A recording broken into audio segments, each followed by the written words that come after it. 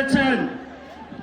উনি স্পষ্ট বার্তা দিয়েছেন জাতির উদ্দেশ্যে, পিছনে আসেন, জাতির উদ্দেশ্যে স্পষ্ট বক্তব্য দিয়েছেন বাংলাদেশের ঘরে ঘরে গ্যাস দিতে হবে, বিদ্যুৎ দিতে হবে, তাহলে তারেক রহমান যদি না দিতে পারে উনি ক্ষমতায় থাকতে পারবেন না।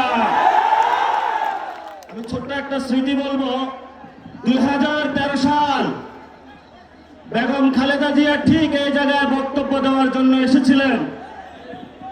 আমিও এখানে এসেছিলাম, আপনাদের কাতারে ছিলাম।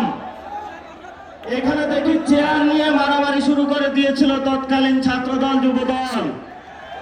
ওই সময় বুঝেছিলাম এরা হাসিনাকে ফালাইতে পারবে না।